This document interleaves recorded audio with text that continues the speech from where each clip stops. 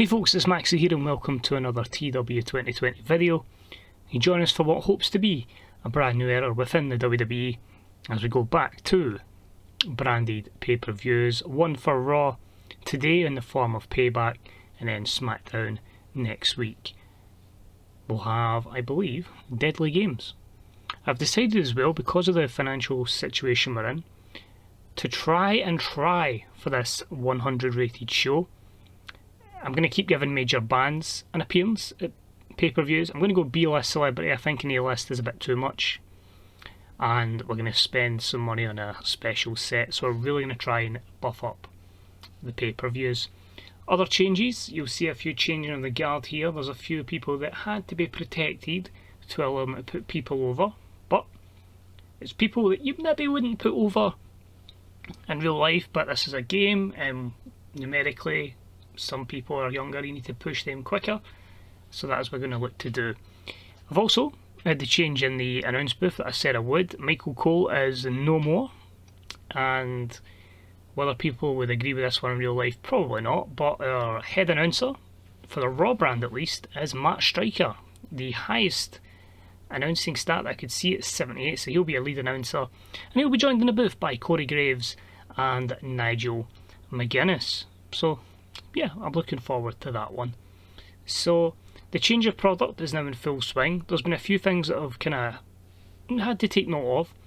Some people that I expected to do well haven't done well. So like people that have had a major hit to their performance is the likes of The Miz and Roman Reigns. So people who are over, in The Miz's case obviously through his charisma etc, not thriving as much in a proper wrestling environment, to be expected, but he'll obviously will still carry with promos. So it's getting used to that, so people I could previously rely on, maybe not so much now. But I should be fine, 2 or 3 months of getting used to it, booking the same product for Raw, SmackDown and NXT as well. And of course SmackDown going 3 hours is 9 hours of television a week.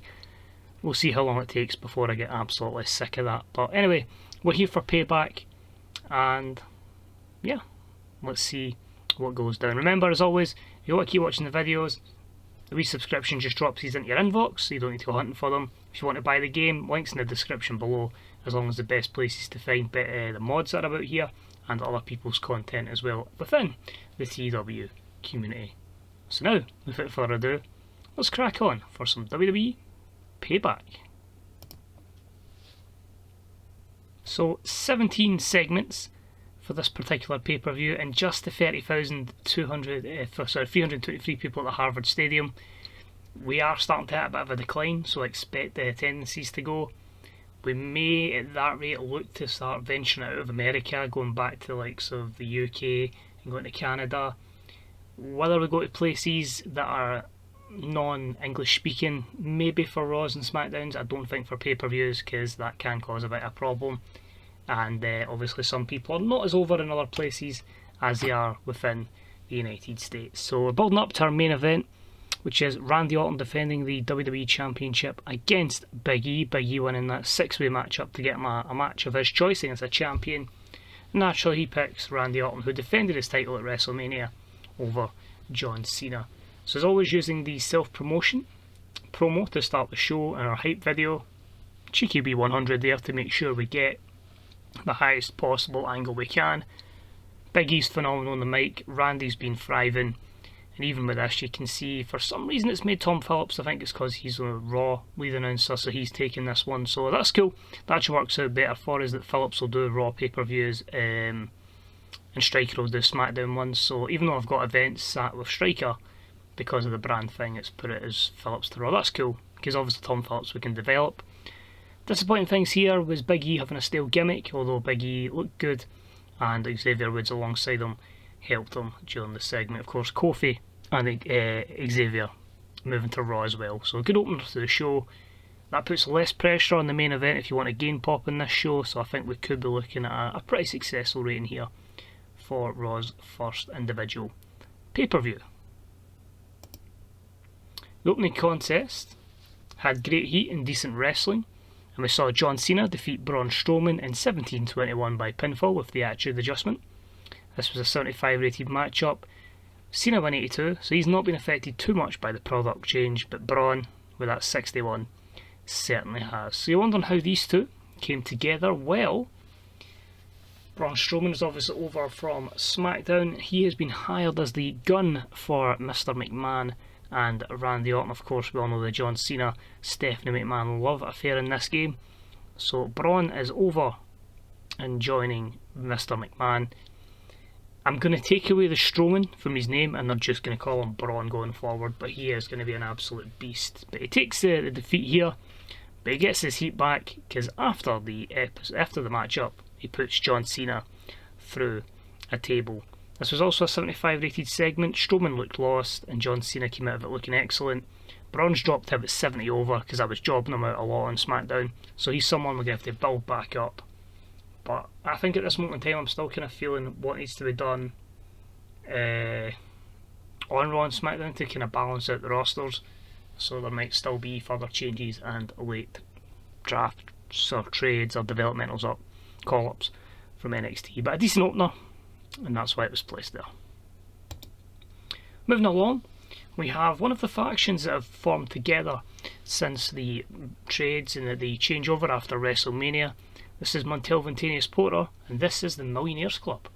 So he's taken the likes of Bianca Belair, he's taken Montez Ford, who's now turned heel after Angelo Dawkins tested positive for bad things.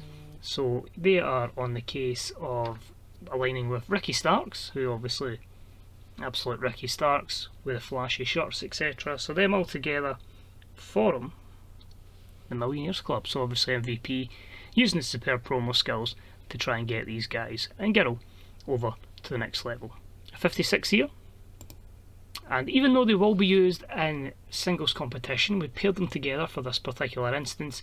On Raws they've all been having singles matches where Starks and Montez have been getting kept extremely strong in victory, but they took on the Undisputed Era here in the form of members Kyle O'Reilly and Bobby Fish, and it was about the subpar wrestling and little heat as Ricky Starks and Montez Ford defeated the Undisputed Era in 11:41, with Montez Ford pinning Bobby Fish with a frog splash.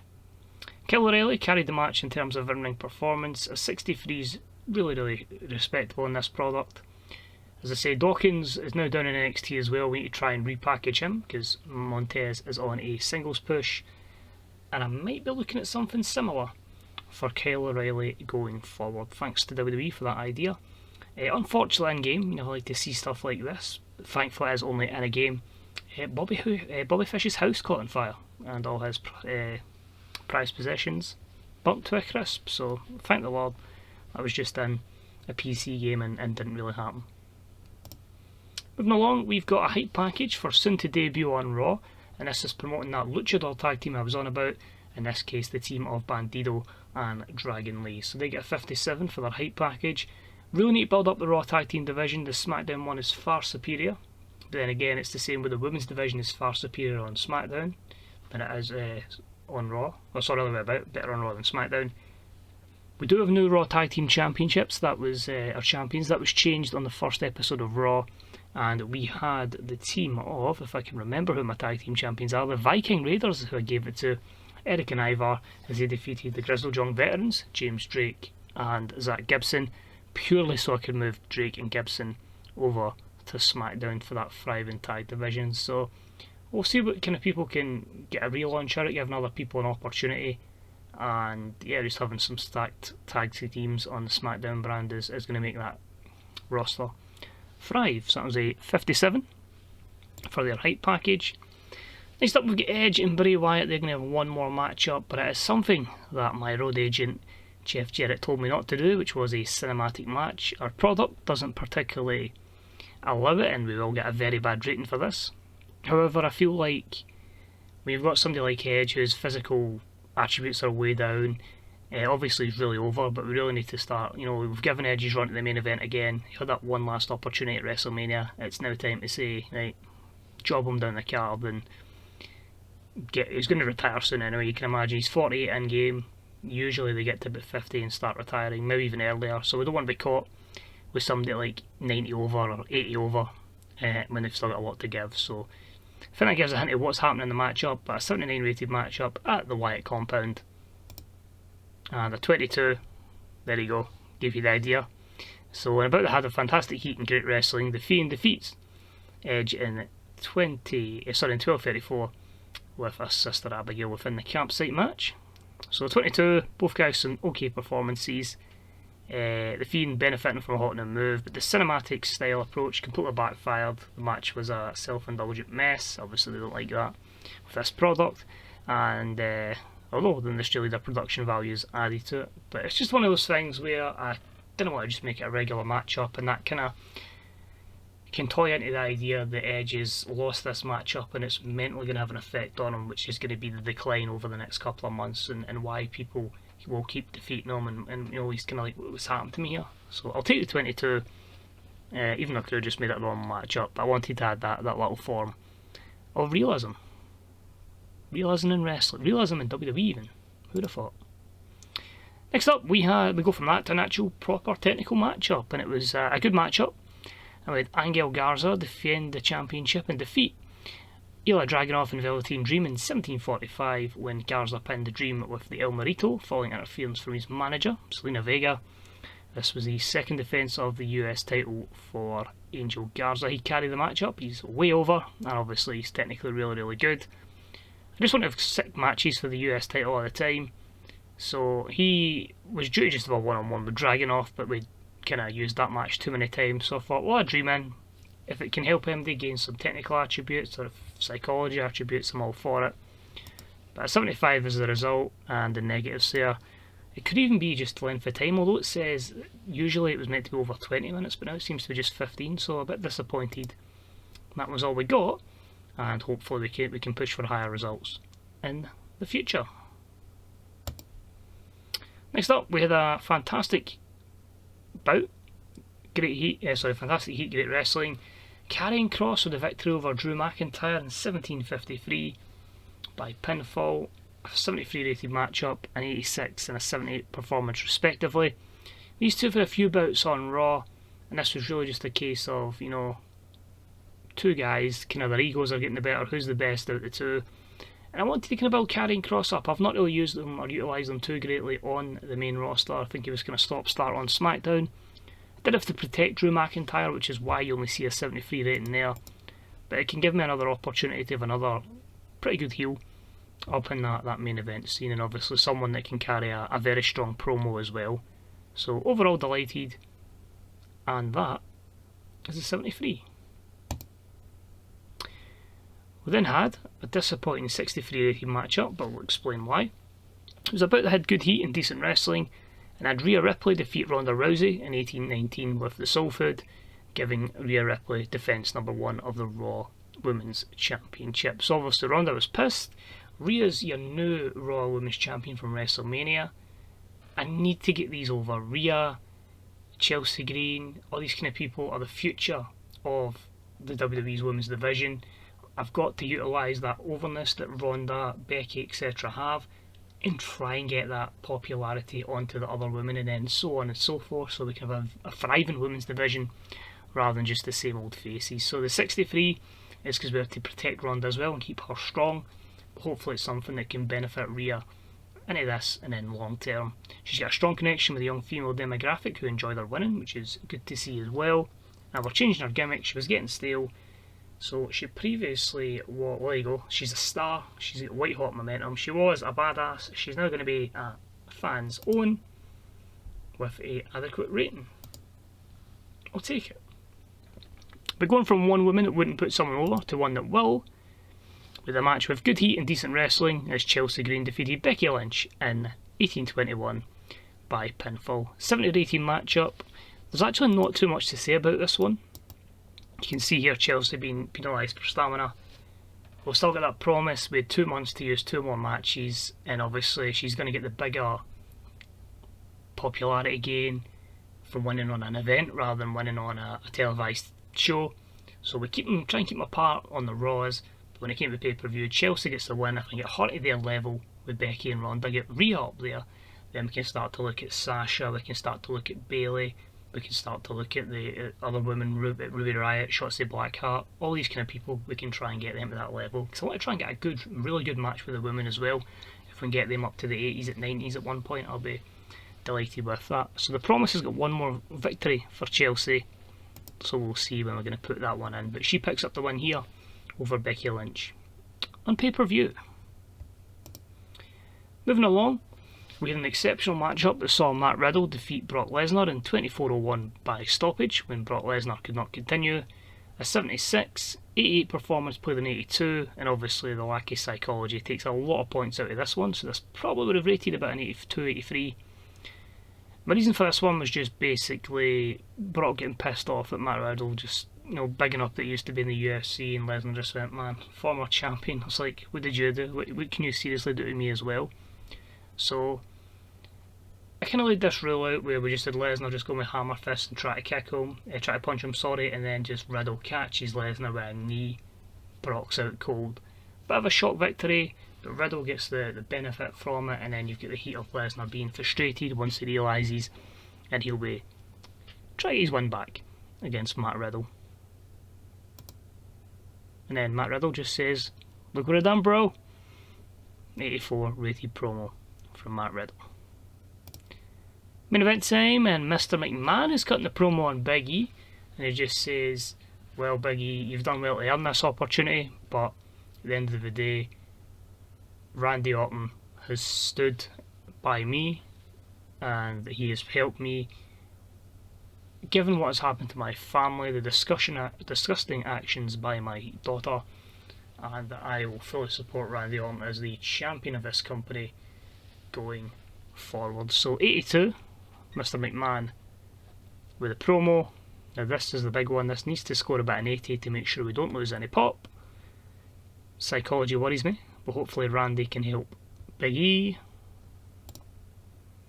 Oh my god, that might be one of my best matches on this save. Incredible. And about the had an unbelievable heat and superb wrestling. Big E defeats Randy Orton in 25-26 by pinfall with a big ending following interference from Stephanie McMahon. Big E wins the WWE Championship. 91 rated, delighted with that. So it was obviously an opportunity for Orton to lose the belt at Mania, but after what happened I went, cool, I'm going all in Big E, and Big E comes out as the WWE Champion. What's incredible here, this is with Big E being stale, and this is Randy Orton off his games. This could have been even better, and there was no proper notes to it apart from a slow work pace, which Randy Orton will be fine for, and obviously Stephanie's interference. Negatives, inconsistency, and Stephanie, man, turns babyface. She might not be good at it, but she's with John Cena in this, so you know the two of them are a babyface couple. TW things, but that's the couple in the game. And end the show, Big E, Xavier Woods, Kofi Kingston celebrate the fact that it's Big E's chance to shine, and he is the new WWE Champion. So 80 rated for that. Big E was fantastic. Xavier Woods performed poorly. Kofi underperformed. 100 was our top angle. 91 was our top match. Can we push this to about a 93 or 94? 97, so close. And that just shows you the power of those boosts that you put in with, as I say, the bands, the pyro and all that, the special set. If you put them in, it's going to boost your show, and it's going to give me a real opportunity to get into that 100 rated show. But considering that was just strictly Monday Night Raw, that puts me in a really good position. I feel like we know what works, what doesn't work, and I'm absolutely delighted with that. A 56 gain in popularity in various regions. It's my best show by a mile, not even close. So we'll jump straight into the main screen. Is it ready to book another Raw going forward? And obviously we'll head towards SmackDown's Deadly Games pay-per-view next week. But really just intrigued to see what kind of popularity gains we get as well on the Raw roster. So hopefully this doesn't take too long. Actually surprised the videos went as long. I was thinking there wasn't too many segments, maybe looking about 12 minutes, but no, it's been good. I've had a lot of like shows I've booked back to back, so I feel like the storylines again have flowed very well, and everything kind of adds up when we get to the event rather than just these two are fighting. So feedback was incredible and absolute success, as you could imagine. Anything else here that directly affects us? J-Lo signs again with New Japan. Ethan Page has left Impact, it seems. just the owner of A1, so it's a shame you're still the booker and owner there, because, you know, we've got Josh Alexander. Anything else that affects is B. Priestley's Rising. Uh-oh! Bro, no! Soft drug user. I need to send him to rehab. We all know he is a soft drug user, but no, I kind of have to do that. So, not ideal, we're losing Matt Riddle going forward. Our Sky box office deal's expiring, I'll fix that one shortly. 7,000 for drug testing. 11.9 million viewers, which was 2.4 million buys, nearly a 5.0 buy rate, so a lot watching on the WWE Network, which you can purchase for $9.99. So financially, 12 million profit, so we're going to make a lot more money in terms of pay-per-view revenue, because obviously having 2 events a month, so that's going to help maybe we'll just put more into media. So we'll keep going down on that, but our media is going to make sure the WWE Network and WWE Horizons are like the maximum exposure, so that's only going to help every roster, every wrestler's overness going forward. If we just quickly change this to Raw wrestlers. So you can see there for the win against Edge that the Fiend is pretty much in a position where, even though you still use the Happy Bray Wyatt picture, you can see that gain there in overness. Since March, you know, some places nearly a gain of 10 overness, so he's really benefited from that feud from Edge. Adam Cole never made the pay-per-view. Garza with another victories in the 90s as well. Becky's dropped down to 73, so she probably took about a loss out at 9 since she's come back, but she's putting people over. She has 35, so retirement won't be too far away. Bianca Belair's up at 47. Biggie, the man's as over as a rock. He's 100 over in places. I mean, the push has just been incredible. Absolutely delighted with it. The guy was a 57 over a year ago, and now I've got him places 100 over. He's just somebody that's really benefited with the push, and yeah, I don't know what changed. I don't know if it's just the company getting bigger and the more exposure, but he's just smashed everything. Braun Strowman's still in the 70s. Brock still in 89, so he's pretty respectable there. Chelsea closing in on 70s, so she's had a good wee gain. You can see there 40 at the start of a year ago to nearly 70s, so that's a pretty good gain for Chelsea Green. Drew still in the 90s, which is good. Edge, despite the loss, is in the high 80s, which is good to see. Dragging off in the 67, 68 bracket. Cena in the 90s, despite everybody hating him because of him and Stephanie. Karrion Kross back up, and that's a really good jump up from his victory over Drew. So you can see there 79 to that gain there of 85. Some places even rising to 91 or an 89, so he's a good month to check Drew. Yep, he's still over, that's fine. Kofi, really low. We'll start to build Kofi and Xavier back up, so don't need to worry about them. Matt Riddle, the 90s after that victory over Brock Lesnar. The man is over everywhere, even to an extent in India. So we might start running some of those places. Montez Ford, I've got up to 52 over. Mr. McMahon, close to the 90s as well. He has had a bit of a popularity again. You can see there, 84 to start with, but we've started using him in angles, and he's certainly got himself over. Randy Orton, I mean, this is somebody else I'd like way down at 50 odd over. At one point I was jobbing him out effectively, and they've just went, he's been so good in real life, was absolutely pushing me to the moon, and he's certainly benefited from that. So I do think it is utilising people a lot more in angles. I don't know what storyline's on, so it's certainly not been that. But well, especially when you see something like Vince gaining pop, it makes you think it is just giving them TV time. Rhea's up to the 70s, so that's good for her. She has now made a wee gain there. You can see, kind of didn't really use her well on SmackDown, and that move to Raw certainly got her more over than she's been in her career. Ricky Starks, the push begins. Ronda's still fairly over, which is good. And is there anybody else there we really need to check? A lot of people, as I say, 48, 53, these are just work in progresses. There's certainly plenty of time to get them over. Velveteen Dream, even in that loss, still in the 70s. Stephanie, 77 over. Has she actually gained anything despite actually being used on television? 2 or 3 over. Okay, it's really the first time I've used the likes of Vince and Stephanie and the whole save, and that's us pretty much closing up to 2 years in the save since we started in June 2020. So that's it. That is Payback, I'm now going to go ahead and book the next week, and then we'll be ready for Deadly Games. If you want to quickly check the schedule, if you want to pause the video and see, Payback and Deadly Games, Money in the Bank and Battleground are next month, so it might be Money in the Bank Raw exclusive. Let me double check. I didn't. I think I know what I did here.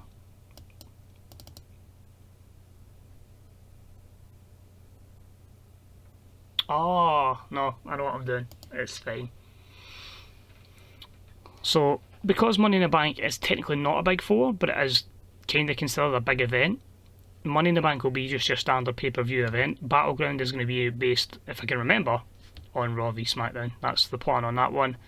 Then you've got Stomping Grounds and Backlash, Extreme Rules and No Mercy, SummerSlam on its own, Retribution, and Hell in a Cell, Clash of Champions, obviously that'll be just everybody, and Evolution, be the female one, and after that Survivor Series, followed by TLC and Starrcade. Same kind of thing when we get into the start of the year. The Rumble is obviously be going to both brands. A fresh start will be, I believe I've put that as a women's only event, to give them another one. Yep, as I say, basically a fresh new year, fresh start with that one. Elimination Chamber and Fastlane, and of course WrestleMania on its own. So plenty come on the channel. They may be up by now, they may not be, but I'm hoping to get the WrestleMania 1 database up, and then we'll get that simmed to the second year, and if I can get that in a database as well, we'll get that uploaded. Obviously there'll be short videos, but I'll just give you like, here's the download link, etc. I'll obviously take a wee look at the 1 year simulation and that. If I can get my save to 50 years that I'm simming for the achievement, I'll pop a database up for that as well. But once we got to about 15 years, because even though it was killing the business, which is a light mod, it still takes forever to get through a year. So I'm pretty much maybe a year every 2 weeks, just with the amount of time I'm getting to my PC, because during the week that's non-existent at the moment. But yeah, cheers for watching, much appreciated, hope you enjoyed it, and let's crack on. I'll see you next time for WWE Deadly Games.